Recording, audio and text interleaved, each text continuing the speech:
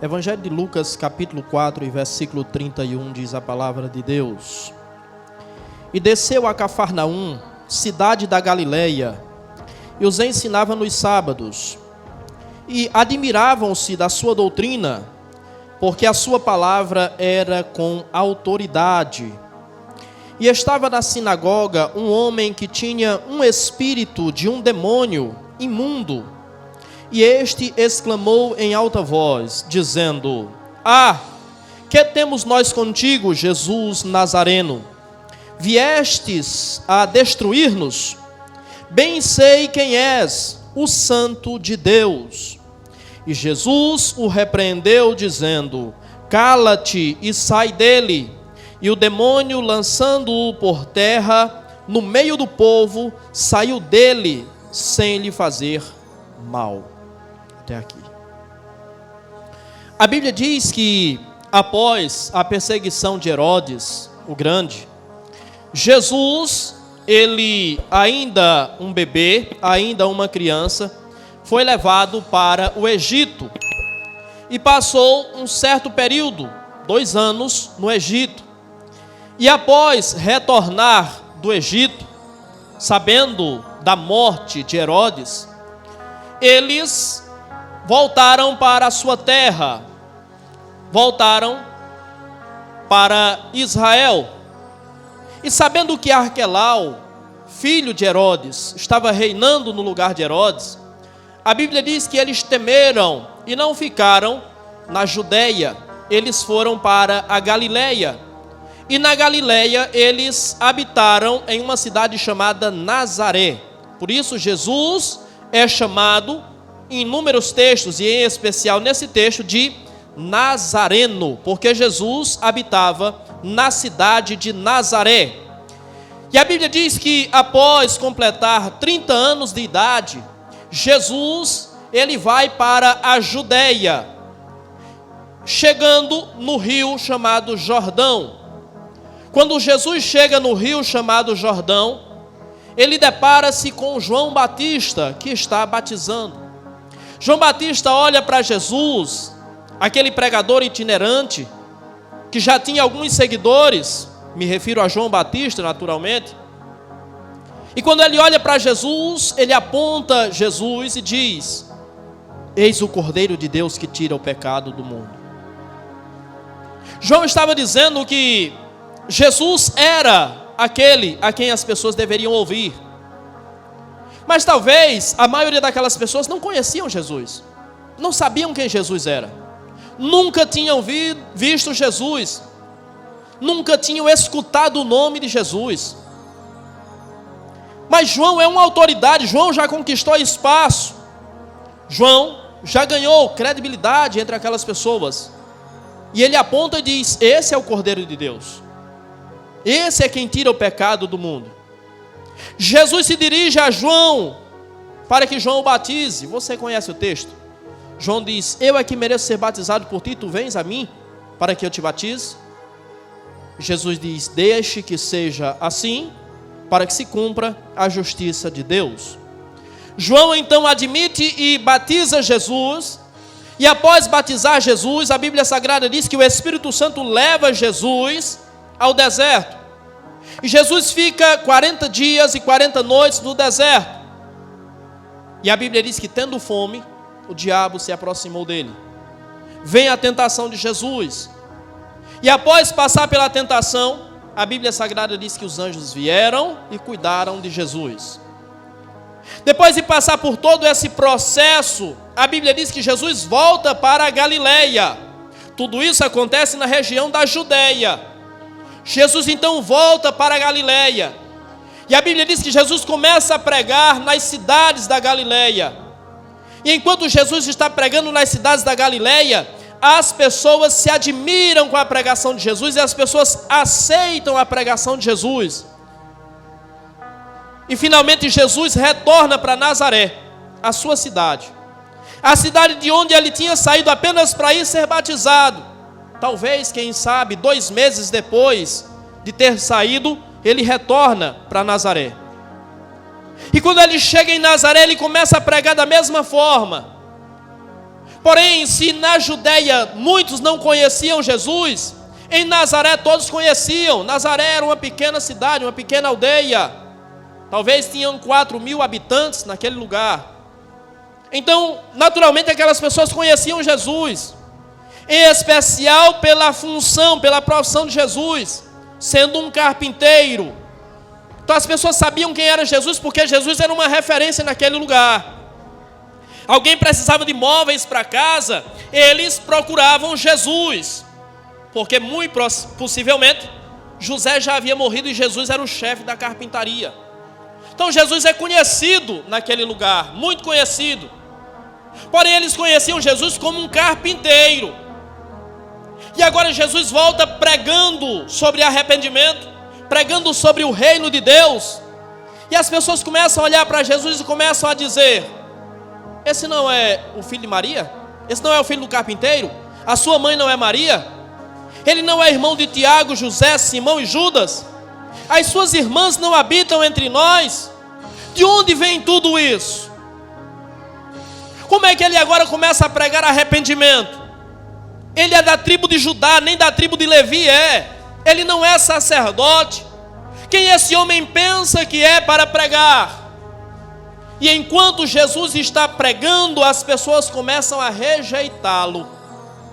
E enquanto as pessoas estão rejeitando, Jesus intensifica a sua mensagem, endurece ainda mais a sua mensagem, e começa a acusar aquelas pessoas, e começa a apontar virtudes de Naamã, por exemplo.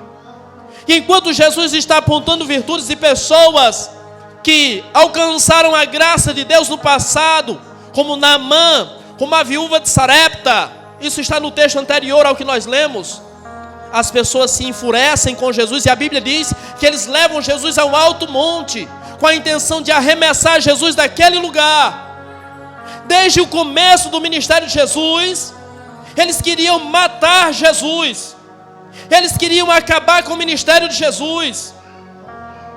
E a Bíblia Sagrada diz que levando Jesus para esse alto desse monte, querendo arremessar Jesus de lá, Jesus sai pelo meio deles. E quando Jesus sai do meio deles, a Bíblia diz que Jesus vai para Cafarnaum. Naquele exato momento, Jesus, ele adota Cafarnaum como sendo a sua cidade. A partir daquele momento, Nazaré não é mais a cidade de Jesus. Ele continua sendo chamado Jesus o Nazareno, porque a sua vida inteira foi em Nazaré. Mas a partir daquele momento, Nazaré não é mais a sua cidade. Por quê? Porque Nazaré o rejeitou. Jesus anda possivelmente a pé por 48 quilômetros. É a distância entre Nazaré e Cafarnaum. Não é uma distância tão extensa, mas ele caminharia mais de um dia para chegar em Cafarnaum. E quando Jesus chega em Cafarnaum, ele começa a fazer a mesma coisa que ele fez nas demais cidades da Galileia. Cafarnaum também é uma das cidades da Galileia. E a mesma coisa que ele fez em Nazaré, pregar. E a Bíblia diz que enquanto ele está pregando, as pessoas se maravilham com a sua mensagem, ficam maravilhadas com a sua doutrina. E todos os sábados, diz o texto, que ele está na sinagoga pregando, que ele está na sinagoga ensinando. E enquanto Jesus está em um desses sábados na sinagoga pregando, ele depara-se com a sua primeira possessão demoníaca. Jesus nunca havia expulsado um demônio. Jesus havia tido um confronto direto com o próprio diabo no deserto, no momento da tentação. Mas Jesus nunca havia expulsado um espírito maligno da vida de alguém. E naquele momento, um demônio manifesta-se em meio à sinagoga. E quando aquele demônio manifesta-se em meio à sinagoga, Jesus o enfrenta.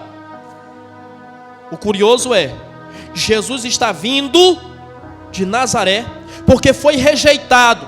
As pessoas queriam matar Jesus, e o que Jesus fez? Apenas se ausentou. Onde Jesus não é bem-vindo, ele não fica.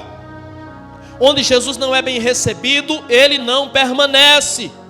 Onde Jesus não é acolhido, ele não habita. Para aqueles que o rejeitaram, ele apenas virou as costas e foi embora.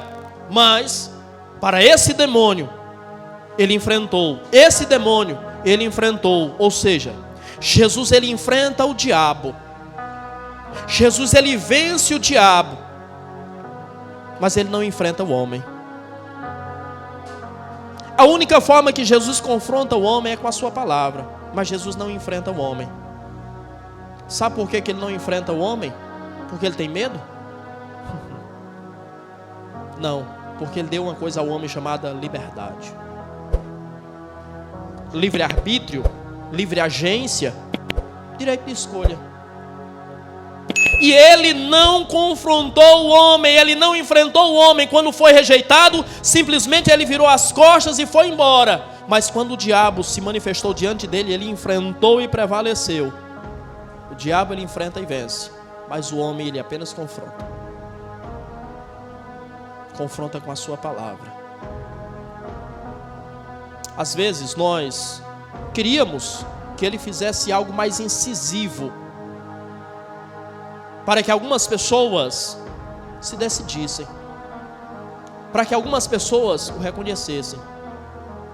Mas ele confronta apenas mediante a sua palavra, porque ele deu ao homem liberdade. E você é livre para crer ou descrer. Você é livre para aceitar ou rejeitar. Aqueles que habitavam na sua terra, aqueles que conviveram com ele a vida inteira, o rejeitaram. E agora outros o estão abraçando. Ele vai enfrentar o diabo, ele vai vencer o inferno, mas ele não vai enfrentar o homem. Ele não tem intenção de lutar contra o homem. Coitado do homem se ele fizesse isso. Ele apenas vai confrontar com a sua palavra. E se aceitarmos, amém. Se não aceitarmos, a mensagem será pregada a outros. Jesus começa a pregar naquela sinagoga por alguns sábados. Isso se torna comum e aquela palavra que Jesus prega vai causando admiração naquelas pessoas, porque a sua palavra é poderosa. A palavra que Jesus prega é diferente, o texto diz isso. É diferente da palavra pregada pelos fariseus e saduceus. A palavra que Jesus prega, ela é diferente da palavra que os religiosos pregam. Porque a palavra que Jesus prega é uma palavra viva, é uma palavra poderosa, é uma palavra que toca, é uma palavra eficaz, é uma palavra que confronta, é uma palavra que faz sentido, é uma palavra que toca na alma do ser humano. Essa é a diferença da palavra pregada por Jesus. E nós percebemos a eficácia, a eficiência dessa palavra, quando a palavra não liberta apenas aquele que está endemoninhado, mas essa palavra começa a despertar aquelas pessoas que estão ouvindo também. Ou seja, a palavra dele é tão poderosa que ela não liberta apenas aquele que está endemoninhado, mas ela liberta até aquele que pensa que já está livre. Ela confronta até aquele que pensa que está livre. Ela confronta até aqueles que estão na sua sã consciência. É impossível ouvir a sua palavra e ficar inerte. É impossível ouvir a sua palavra e ignorar essa palavra. É impossível ouvir essa palavra e não ter uma reação diante dessa palavra. E a reação pode ser positiva ou a reação pode ser negativa. Para muitos a reação foi positiva, de aceitar, de acolher, de receber, de querer para si, de adotar como manual para a sua vida. E a reação de muitos foi rejeitar essa palavra. E ele rejeita aqueles que o rejeitam. Ele rejeita aqueles que rejeitam a sua palavra. Essa palavra pode ser confrontadora, mas é real. Chegai-vos a mim e eu me chegarei a vós. Aqueles que receberam a sua palavra, não receberam apenas a sua palavra, receberam a sua presença, receberam a sua ação nas suas vidas. Mas aqueles que rejeitaram a sua palavra, talvez nunca mais tiveram a oportunidade de ouvir a sua palavra. A Bíblia não mostra mais Jesus voltando a Nazaré para pregar. Nunca mais Jesus voltou para pregar em Nazaré. Pelo contrário, em protesto contra aquela gente, ele disse: é bem verdade que um profeta não é bem recebido na sua própria cidade. Nós temos um adágio muito parecido com isso, que é santo de casa não faz milagre. A ideia é a mesma. O profeta não é bem recebido na sua própria cidade. Jesus foi rejeitado pelos seus e foi a outros, e por outros ele foi aceito, por outros ele foi acolhido, por outros ele foi ouvido, e em outros a palavra dele foi eficaz, foi eficiente. Ou seja, se nós ignorarmos a palavra de Deus, o profeta Isaías diz que ela é poderosa, que ela vai e prospera naquilo para qual Deus a designou. A palavra de Deus, disse o profeta Isaías, não volta para ele vazia. Ela pode não ser eficiente no sentido de que muitas pessoas não a receberão, então ela não será eficiente na vida de muitos, ou de alguns, mas na vida de outros tantos, ela será. Ele confronta apenas através da palavra, porque ele deu ao homem liberdade para receber ou não aquela palavra. O texto diz que ali estava um homem que manifestou com um demônio, um espírito maligno.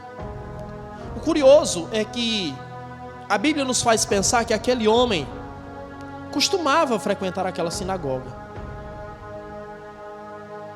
Talvez aquela não foi a primeira vez que aquele homem foi naquela sinagoga.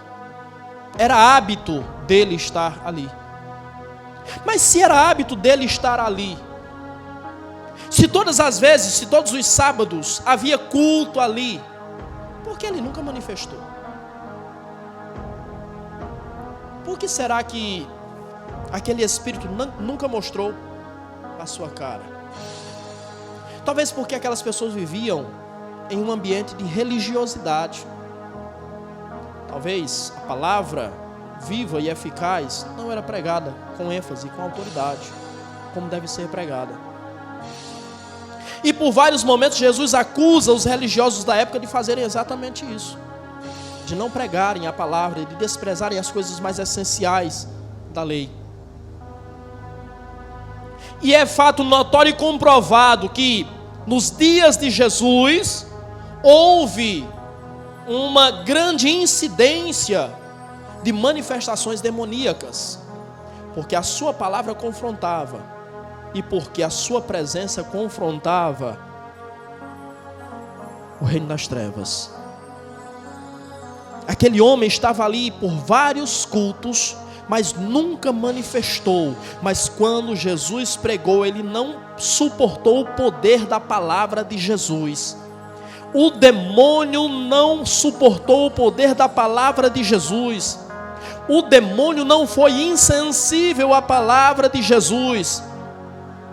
O demônio não resistiu ao poder da palavra de Jesus. Se o demônio não resistiu ao poder da palavra de Jesus, por que você resiste? Se o demônio sucumbiu, se prostrou diante da palavra de Jesus, por que nós muitas vezes não o fazemos também?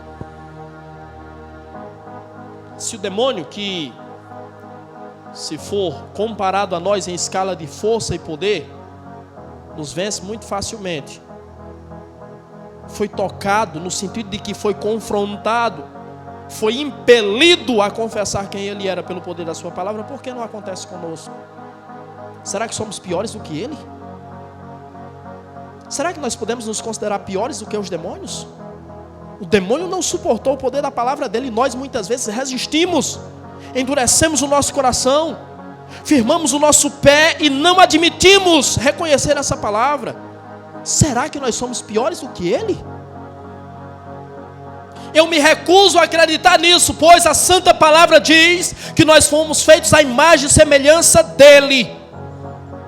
A santa palavra diz que foi soprado em nós, ou seja, na pessoa de Adão, o espírito, o fôlego de vida.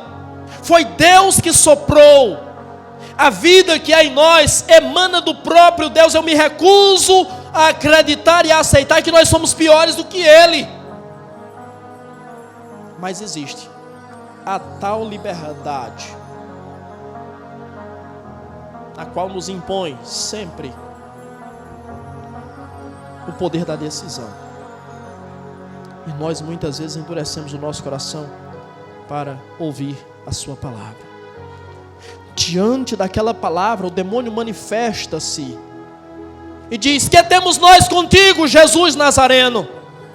Vieste nos destruir?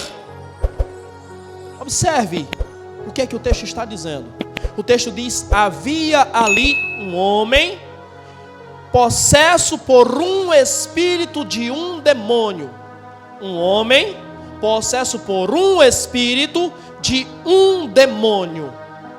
Mas como é que esse homem se dirige a Jesus? Que temos nós contigo? Ah, não é um espírito? Não é um demônio? Que temos nós contigo, Jesus Nazareno? Viestes nos destruir? Sempre falando no plural. Por quê? Porque na vida daquele homem havia um espírito. Na vida daquele homem havia um demônio. Mas ele está dizendo: eu não estou aqui sozinho, tem outros aqui também. Tem mais gente com espíritos aqui também. Um demônio denuncia o outro demônio. Um demônio nunca está só. Quando você vê a atuação dentro da igreja, eu estou falando de ambiente de igreja, tudo isso acontece na igreja, todas essas pessoas estão dentro da igreja, todas essas pessoas frequentam a igreja. Quando há uma atuação demoníaca ou antibíblica dentro da igreja, não é fruto de uma pessoa, tem mais gente, tem mais pessoas.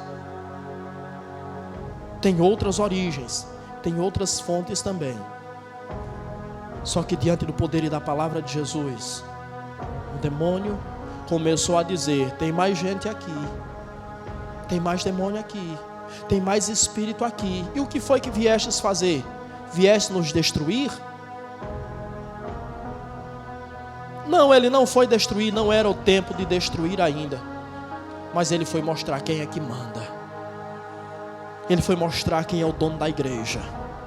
Ele foi mostrar quem é que deve agir dentro da igreja. E da mesma forma que ele foi naquele ambiente mostrar quem é o dono, quem é que manda, quem é o Senhor da igreja, quem é que age na igreja, da mesma forma ele está aqui nessa noite para mostrar que ele é o Senhor da igreja, que ele é o dono da igreja, que foi ele quem comprou a igreja, que é ele quem prevalece sobre a igreja, que é a sua palavra que impera na sua igreja, e que o demônio, que o maligno, que o inimigo não tem poder para agir na sua igreja. E vai ser desmascarado, e vai aparecer, e não vai suportar o poder da sua palavra, e vai mostrar a sua face, e vai mostrar a sua cara. O reino das trevas não prevalece, não suporta o império da luz. A atuação maligna não suporta quando a luz começa a brilhar. Você sabia que em física as trevas não existem? A escuridão não existe? Em física não existe escuridão. O que existe é ausência de luz. A escuridão não é algo tangível, não é algo palpável. O que existe é a ausência de luz, ou seja, as trevas só reinam enquanto a luz não brilha. Mas quando a luz começa a brilhar, o reino das trevas não pode suportar ao império do reino da luz, ao império daquele que é a própria luz, ao império daquele que disse: eu sou a luz do mundo, quem me segue jamais andará em trevas, mas terá a luz da vida. As trevas não vão suportar, as trevas não vão prevalecer, mas a luz vai resplandecer, a luz vai brilhar, a luz vai imperar, em nome do Senhor Jesus Cristo. A Bíblia diz que o demônio, ao dirigir-se a Jesus, ele diz: eu sei quem tu és. Tu és o Santo de Deus. O demônio conhece. O demônio sabe perfeitamente quem ele é. E você? Você o conhece? E você? Você sabe quem Ele é? Ele é santo, Ele é bom, Ele é justo, Ele é amoroso, Ele é compassivo, Ele é verdadeiro, Ele é poderoso, Ele é Deus. Ele é Deus. Você o reconhece dessa forma? Você o conhece dessa forma? O demônio sabe quem ele é, e você? Quem é ele para você? Ele é aquilo que nós queremos que ele seja. Como é que ele se revela a Moisés? Eu sou o que sou. Ou seja, eu sou para você o que você quer que eu seja. Eu sou suficiente, eu sou Deus, eu sou tudo. E não há palavras que possam definir quem é Deus. Não há como nós encontrarmos uma palavra, não há no vocabulário humano. Eu não me refiro ao vocabulário da língua portuguesa, mas não há no vocabulário humano uma palavra, nunca foi criada nem nunca será uma palavra que seja capaz ou suficiente para definir Deus. Não dá para definir quem é Deus. Por isso ele diz, eu sou o que sou. Ou seja, eu sou tudo. O que você precisar que eu seja, eu sou. Quem você pensar que eu sou. Se você pensa que eu não sou nada, então eu não sou nada, para você. Se você pensa que eu sou mais um, eu sou apenas mais um, para você. Mas se você reconhece que eu sou Deus, eterno, Criador, único, que vive na luz inacessível, o Deus único, eterno e imortal, assim eu também sou. É exatamente isso que eu sou. Jesus é Deus. E como você reconhece Ele, e como você identifica Ele, e como você enxerga Ele. Lembre-se que Jesus certa vez perguntou para os seus discípulos, quem dizem os homens ser o Filho do Homem? Eles disseram, uns dizem que o Senhor é João Batista, outros dizem que o Senhor é Elias, outros dizem que o Senhor é um profeta, outros dizem que o Senhor é Jeremias. E vocês, quem dizem que eu sou? Não me interessa a opinião dos outros, eu quero saber o que vocês pensam de mim, como vocês me enxergam, de que forma vocês me reconhecem. O demônio sabe quem ele é. O demônio sabe que ele é o santo de Deus. E na sua vida ele é quem? Não é o que você vai falar para mim, até porque não é para você me falar quem ele é para você, mas é a forma como você trata ele.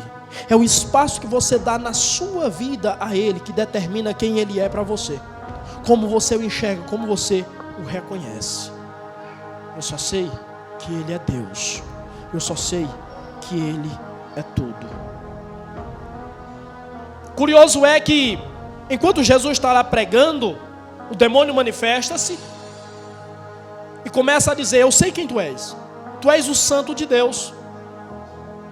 E Jesus diz o que é aquele demônio? Cala-te.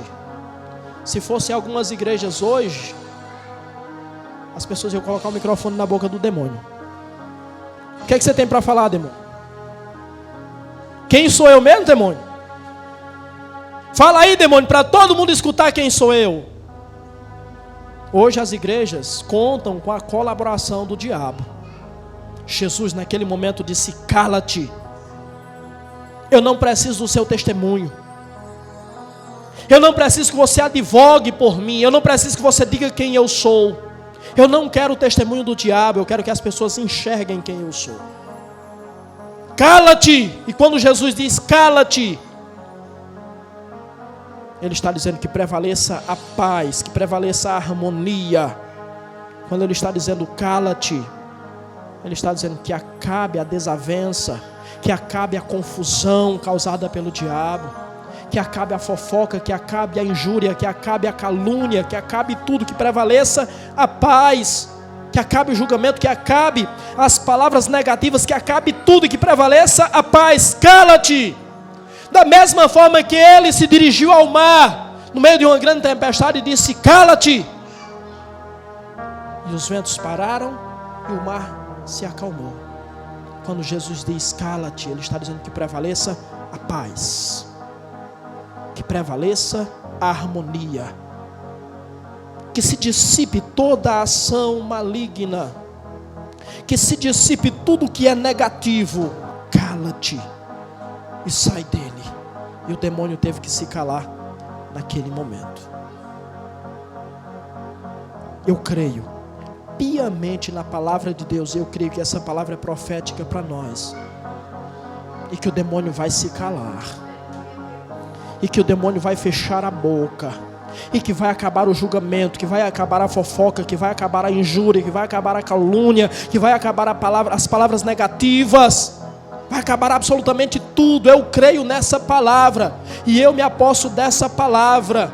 E eu vivo pelo poder dessa palavra. Eu creio que Ele está mostrando a origem. E mostrando a origem, Ele está indo na origem. E está cancelando na origem. Quando Ele diz, sai desse homem, Ele está dizendo, a atuação é externa. E está dizendo também, o homem é apenas um instrumento. Você sabe como é que o homem que recebe espíritos, em algumas religiões é chamado? Cavalo. O demônio ou o espírito, se falar demônio eles se ofendem. O espírito desce sobre o camarada e age na vida do camarada, chamando-o de cavalo. O homem é apenas um instrumento. Em outras ocasiões o homem é chamado de aparelho. O homem é apenas um instrumento. E aqui faz sentido as palavras do apóstolo Paulo, quando ele diz, a nossa luta não é contra carne ou sangue, e sim contra principados e potestades. Nós muitas vezes estamos combatendo contra pessoas, e ele está dizendo, o homem é apenas um instrumento. O problema não está no homem, o problema está em quem atua por trás do homem. A nossa luta não é contra carne ou sangue, sim contra principados e potestades. Então há muitas lutas que você não vai vencer na discussão, que você não vai vencer na ofensa, que você não vai vencer no confronto. Há muitas lutas que você vai vencer aqui, é no joelho, é na oração. Antes de você falar mal, antes de você julgar, antes de você apontar, antes de você discutir, vá orar. Porque talvez as coisas vão se acalmar. Não é a pessoa, é quem está agindo por trás da pessoa. Sendo assim, se o homem é um instrumento apenas, ele está dizendo, Deus não vai tirar, Deus não vai expulsar pessoas, mas Deus vai expulsar o mal. Deus vai expulsar o maligno. Deus vai fazer cessar a atuação maligna. Deus não vai abrir mão de pessoas, mas Deus vai expulsar aquilo que está atuando através de pessoas. Essa palavra de Jesus para aquele homem foi libertadora, e em nome do Senhor Jesus Cristo, essa palavra será libertadora para você também, em nome de Jesus. Quando Jesus libera essa palavra para aquele homem se livra daquela possessão demoníaca, que sabe Deus há quanto tempo aquele homem carregava, que sabe Deus os males que aquela possessão demoníaca causava àquele homem, sabe Deus quantas pessoas tinham raiva daquele homem. Se aqui ele está falando e Jesus manda ele se calar, quem sabe ele era instrumento do diabo muitas vezes para falar, e falava, e fofocava. Talvez, eu não sei, o texto me dá liberdade para pensar sobre isso. E as pessoas que normalmente carregam essa fama não são benquistas pela sociedade. Então esse homem muito provavelmente tinha muitos inimigos, tinha muitos desafetos. Havia muitas pessoas que não gostavam desse homem. Possivelmente esse homem era um homem que vivia metido em confusões, vivia metido em fofocas. Mas quando Jesus libera essa palavra, aquele homem se livra daquilo que atormentava a sua vida por sabe Deus quanto tempo. Agora ele está livre, e agora livre ele experimenta uma transformação de vida. Agora livre ele tem novas atitudes, e naturalmente, se agora livre ele tem uma transformação de vida, tem novas atitudes, ele começa a reconectar-se com pessoas. Ele começa a ter restituído na sua vida aquilo que outrora o próprio inimigo ceifou, roubou, tirou da vida dele, pela ação demoníaca na vida dele. E eu creio que da mesma forma Jesus atuará nas nossas vidas. Restituição de coisas que foram perdidas, restituição de situações que foram perdidas, de pessoas que foram perdidas, de lugares que foram perdidos, de empregos e profissões que foram perdidas, por causa de uma atuação maligna que nós nem sabíamos, que nós não identificamos, que nós não conhecíamos. Esse homem estava endemoniado e ninguém sabia, ninguém tinha percebido isso. Ninguém nunca tinha visto traços que demonstrassem que esse homem era possesso. Mas quem olhava para Judas também não via nada disso. Judas não se estribuchava pelo chão, Judas não babava, Judas não rosnava como um cão.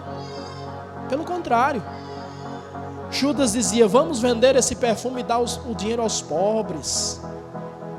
Só que Jesus, quando se dirige aos seus discípulos, Jesus diz: eu não vos escolhi em número de 12, porém um de vocês é um demônio. Judas era um demônio, e ninguém sabia, e ninguém percebia, e ninguém enxergava isso. Esse homem tinha também a atuação maligna e ninguém percebia isso, até que Jesus chegou na vida dele. Jesus só chega na vida de uma pessoa para transformar. Jesus só chega na vida de uma pessoa para fazer a diferença. Jesus só chega na vida de uma pessoa para marcar, para dividir a vida dessa pessoa. E a partir do momento que essa pessoa encontra-se com Jesus, a sua vida nunca mais será a mesma. Da mesma sorte que ele deu essa palavra, ou liberou essa palavra para esse homem, ele está liberando essa palavra para você, sobre a sua vida. Está liberando essa palavra sobre o reino das trevas, sobre o mundo espiritual. Está dizendo: cale-se, e que o inimigo cale-se na sua vida. Aquiete-se, e que o inimigo se aquete na sua vida. Que ele esteja liberando sobre você também essa palavra libertadora, em nome de Jesus. E quando aquele homem ouve essa palavra de Jesus, a Bíblia Sagrada diz que o diabo, o demônio, pega aquele homem e o lança no chão, na presença de todos, e vai embora, sem machucá-lo. Ou seja, aquele homem foi exposto, aquele homem foi lançado ao chão, na presença de todo mundo, mas o maligno não lhe causou mal algum. O maligno pode até te dar uma rasteira, ele pode até te derrubar, ele pode até te expor em algumas situações, mas ele não te causará mal nenhum, em nome de Jesus. E é essa palavra profética que eu quero que você se aposse. Ele não causará nenhum mal a você, em nome do Senhor Jesus. Foi essa palavra que Deus mandou para você.